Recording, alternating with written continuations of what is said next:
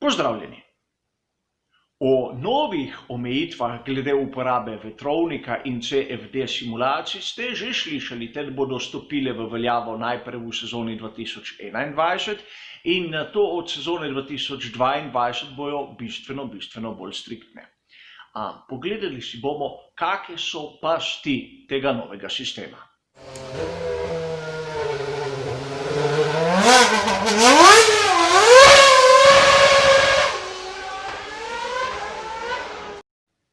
Preden začnemo, še dve kratki pripombi. Prva je ta, da sem prispevek o tem, kako se delijo ure v vetrovniku ter kapacitete simulacij CFD že pripravil. Kogar zanima, ima v opisu bližnjico do tistega prispevka. In druga točka.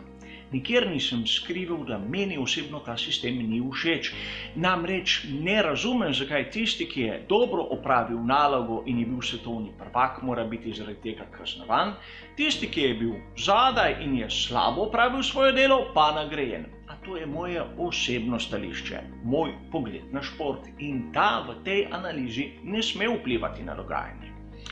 Zavedati se moramo dejstva, da v Formuli 1 so zbrani briljantni umi in te razumejo pravila rahlo drugače kot mi navadni smrtniki. Znajo jih upogibati in posebej v svoj prid takrat, ko si mi najmanj to predstavljamo.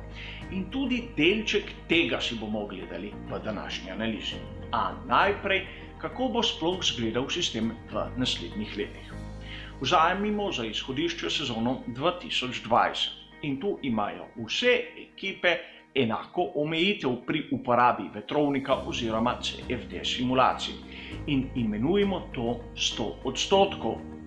Namreč v naslednji sezoni tisti, ki bo letos svetovni prvak, ne bo imel na razpolago 100%, temveč samo 90% tega časa oziroma kapacitet.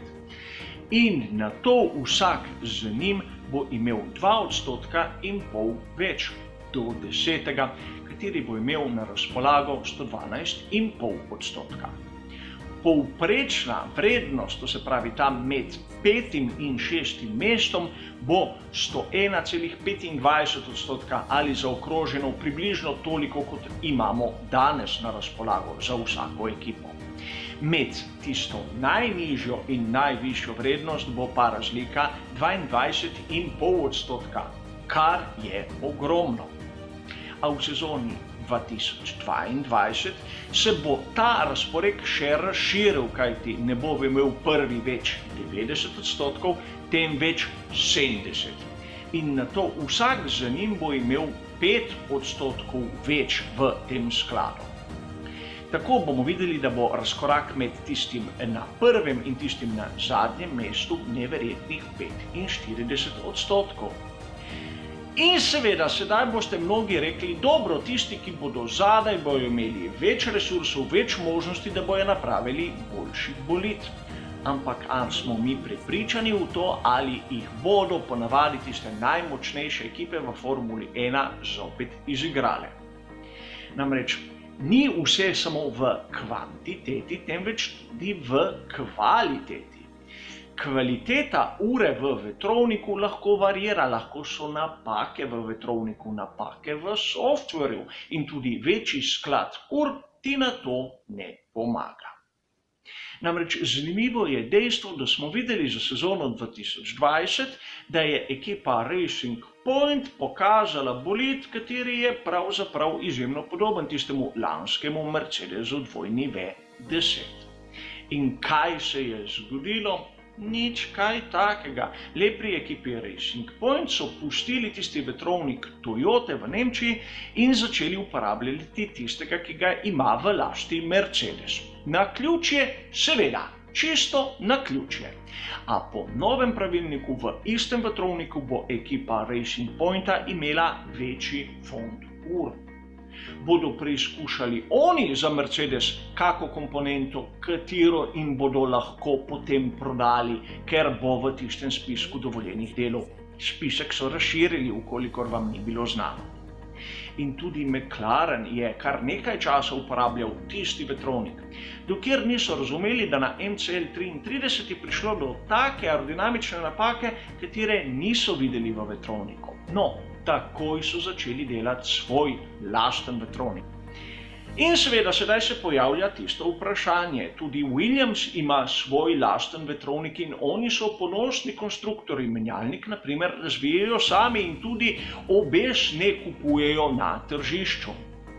Ampak, ukolikor so oni v finančni krizi in ne morejo vzdrževati svojega vetrovnika na nivoju, kot ga ima na primer Mercedes, kaj jim bo pomagalo določeno število ur v vetrovniku več?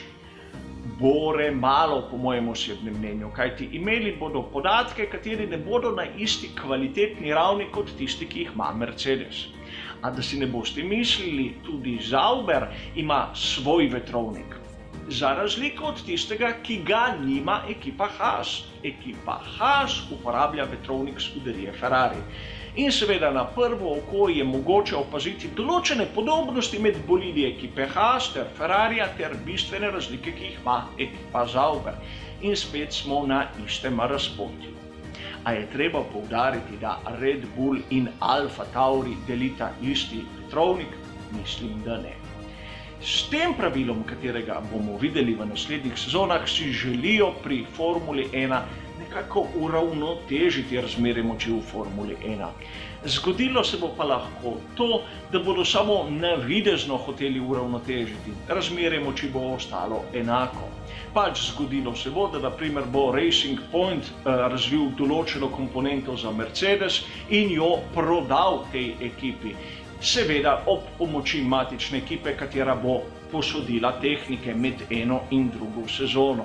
Na koncu, kaj se bo zgodilo? Pravzaprav nič. Samo malce bolj zapletena bo zadeva, kot smo jo bili vajeni. Mnogokrat je pot v peku tlakovana z dobrimi nameni. In ta namen mislim, da je prekleto dober, a bo prenesel božansko porazne rezultate. A to je zopet moje mnenje. Hvala za vašo pozornost in nasvidenje.